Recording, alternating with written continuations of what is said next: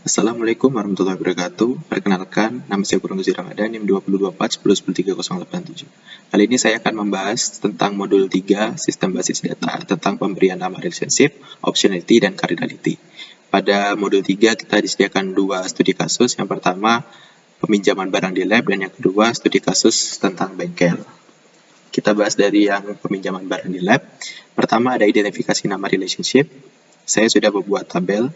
Untuk setiap relationship itu sudah saya berikan namanya. Cara membacanya pada tabel ini yaitu dari baris ke kolom. Misalnya di sini kepala lab dengan lab. Ada tulisan tanggung jawab. Cara membacanya adalah kepala lab bertanggung jawab terhadap lab. Begitu juga dengan lab dengan kepala lab, yaitu lab memiliki kepala lab. Dan juga lab dengan barang, lab memiliki barang. Begitu juga dengan yang lainnya juga, seperti yang tercantum pada tabel relationship ini. Lanjut pada bagian optionality entity relationship. Relationship yang pertama yaitu antara lab dengan kepala lab.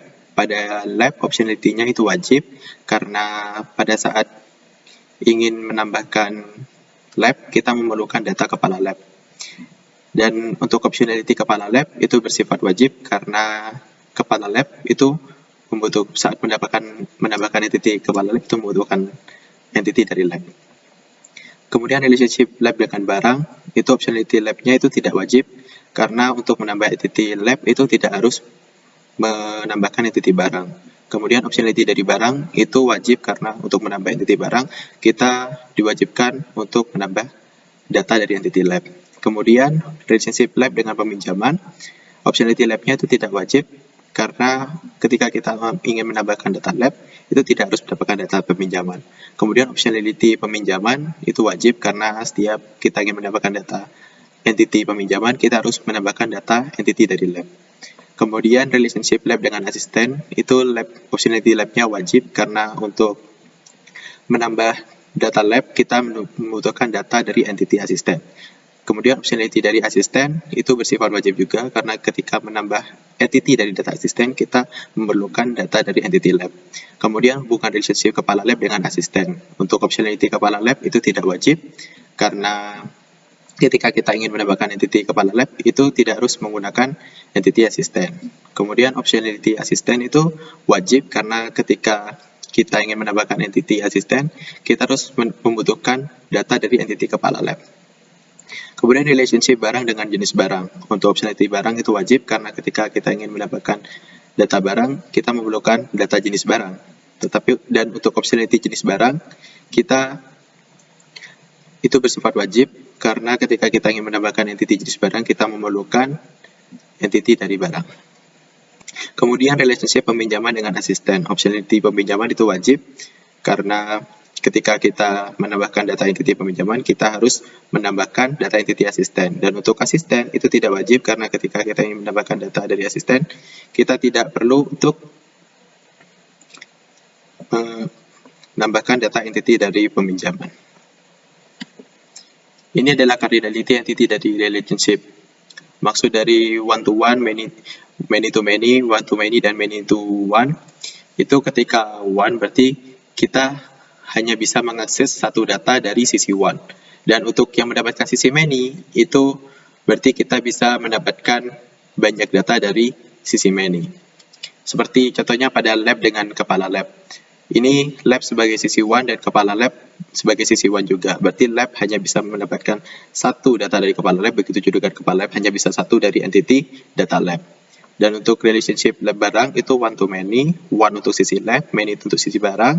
Lab peminjaman itu one to many, one sisi lab, many untuk peminjaman. Lab asisten itu one to many, lab itu pada sisi one, asisten untuk sisi many. Kepala lab asisten itu one to many, one pada sisi kepala lab, many pada sisi asisten. Kemudian barang dan jenis barang itu one to many, barang pada sisi one, many pada jenis barang.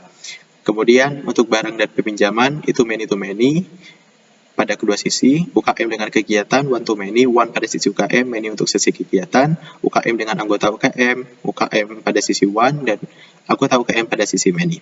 Kegiatan dengan peminjaman one to many, one pada sisi kegiatan, many pada sisi peminjaman. Peminjaman dengan anggota UKM itu one to many, one pada sisi peminjaman, many pada anggota UKM, dan peminjaman dengan asisten itu one to many, one pada sisi peminjaman dan many pada sisi asisten. Lanjut pada ERD yang sudah saya buat berdasarkan dari relationship, identifikasi pada cardinality dan juga optionality-nya. Cara membacanya, untuk yang putus-putus ini menandakan bahwa datanya itu bisa, artinya tidak wajib. Seperti pada optionality, berarti optionality dari asisten ini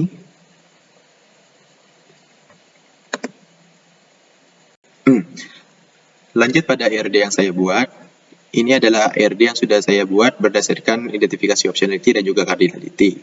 Untuk garis yang putus-putus ini artinya itu tidak wajib, dan garis yang lurus ini artinya wajib.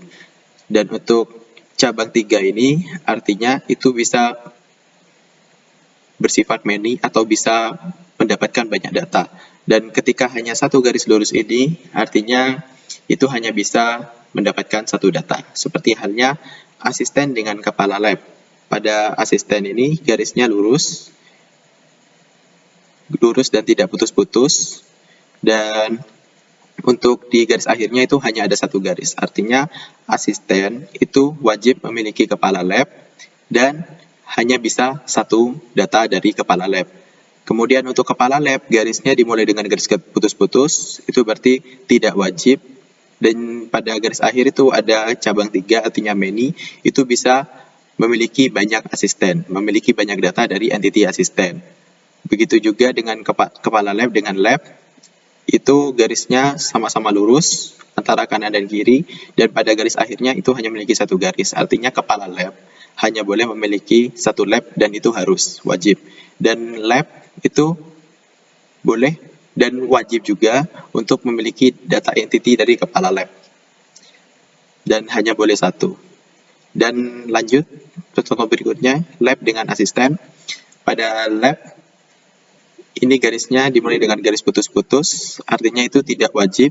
Dan pada akhir itu ada cabang 3 yang artinya many, itu menandakan bahwa lab itu bisa mengambil banyak data dari asisten, tetapi tidak wajib. Dan untuk asisten itu memiliki garis lurus yang kuat, itu artinya asisten wajib memiliki entity data dari lab, tetapi hanya satu data. Begitu juga dengan yang lainnya. Begitu cara membaca ERD dari yang saya buat. Lanjut pada studi kasus 2, yaitu bengkel. Seperti halnya pada studi kasus pertama, saya sudah membuat nama relationship. Cara membacanya sama, yaitu dari baris ke kolom, seperti halnya penjualan. Itu prosesnya adalah membeli barang. Dan barang itu terjualnya di bagian penjualan. Dan barang itu milik dari bengkel. Begitu seterusnya untuk cara membacanya seperti pada tabel nama relationship yang sudah saya buat. Dan untuk identifikasi optionality dari entity dan dari relationship yang ada.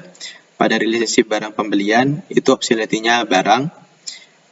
Dan untuk barang optionality-nya tidak wajib, artinya untuk menambah entity barang, itu tidak harus ada entity dari pembelian. Dan untuk pembelian itu sifatnya optionality-nya itu wajib, karena untuk menambah entity pembelian, kita harus menambahkan entity dari barang. Dan barang dengan bengkel itu barangnya wajib. Dengan barang, untuk menambah entity barang, kita harus memerlukan data entity dari bengkel. Dan untuk bengkel, itu tidak wajib karena ketika ingin menambah entity bengkel, kita tidak wajib untuk menambahkan data entity barang. Dan relationship barang dengan jenis barang, barangnya wajib. Untuk menambah entity barang, kita memerlukan jenis barang. Dan untuk jenis barang itu tidak wajib karena untuk menambah entity jenis barang tidak memerlukan entity barang. Tidak harus untuk entity barang. Sementara relationship pembelian dengan bengkel, pembeliannya bersifat wajib, karena ketika ingin menambah entity dari pembelian, kita wajib memasukkan data entity bengkel. Dan untuk bengkel itu tidak wajib, karena untuk menambah entity bengkel tidak harus untuk membuat atau menambahkan entity pembelian. Untuk pembelian dengan pembeli, pembeliannya bersifat wajib, karena untuk menambah entity pembelian, kita harus menambahkan entity pembeli. Dan untuk pembeli, itu tidak wajib karena untuk menambahkan data pembeli tidak harus menggunakan data pembelian dari entiti pembelian. Kemudian pembelian dengan kasir, pembeliannya itu bersifat wajib karena pada saat menambahkan data entiti pembelian, kita harus memerlukan data entiti dari kasir. Sementara kasir itu tidak wajib karena pada saat penambahan entiti dari kasir, itu tidak wajib menambahkan entiti dari pembelian. Kemudian lanjut pada relationship pembeli dengan kasir.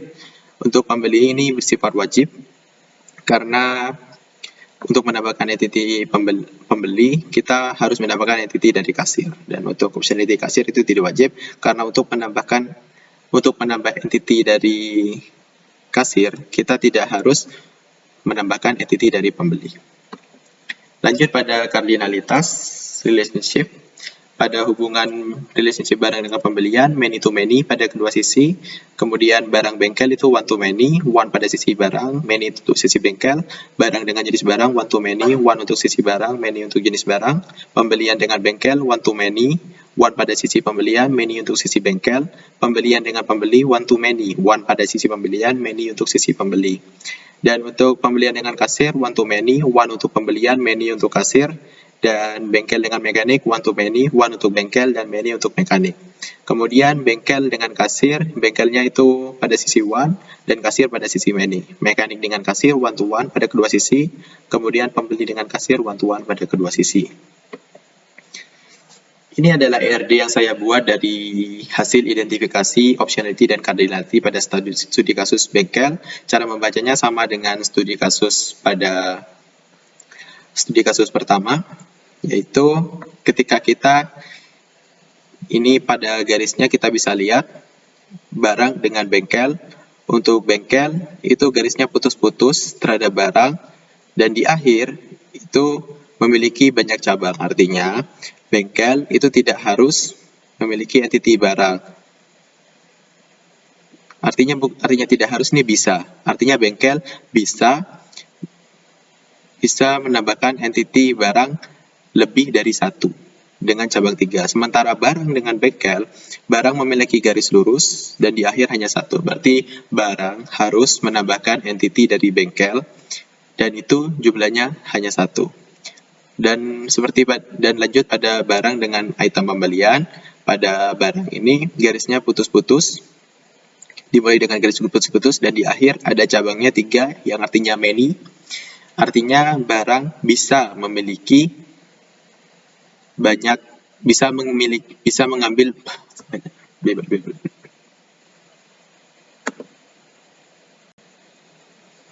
Ini adalah ERD yang saya buat berdasarkan identifikasi dari optionality dan cardinality pada studi kasus bengkel. Cara membacanya sama seperti saya contohkan. Ini yang pertama barang dengan bengkel. Pada barang itu dimulai dengan garis lurus tanpa putus-putus dan di akhir hanya memiliki satu cabang. Artinya barang, entiti barang itu harus menambahkan entiti dari bengkel dan jumlahnya hanya satu data yang diambil. Dan untuk entiti bengkel dengan barang dimulai dengan garis putus-putus yang artinya tidak wajib atau bisa. Artinya bengkel itu bisa mengambil data dan di akhir ini ada cabang 3, artinya bengkel bisa mengambil banyak data, lebih dari satu data pada entiti barang. Dan lanjut pada barang dengan item pembelian, contoh kedua. Pada barang, entiti barang dimulai dengan garis putus-putus dan pada akhir item pembelian entitinya itu terdapat cabang 3. Artinya barang itu tidak wajib atau bisa memiliki atau menambahkan lebih dari satu data entiti pada entiti pembelian. Dan item pembelian pada barang itu dimulai dengan garis lurus yang tanpa putus-putus dan diakhiri dengan satu. Artinya item pembelian itu wajib menambahkan data entiti barang dan jumlahnya hanya satu. Begitu juga dengan relationship yang lain, cara membacanya sama. Jika garisnya putus-putus, itu artinya tidak wajib atau bisa. Dan jika di akhirnya itu ada cabang 3, artinya itu bisa mengambil lebih dari satu data dari entiti tersebut. Sementara untuk garis lurus, itu artinya wajib. Dan jika di akhirnya itu hanya terdapat satu garis tanpa cabang, artinya hanya boleh satu data, tidak boleh lebih. Mungkin sekian penjelasan dari saya dari pengerjaan saya pada kasus modul 3 ini untuk sistem basis data. Kurang lebihnya mohon maaf. Wassalamualaikum warahmatullahi wabarakatuh.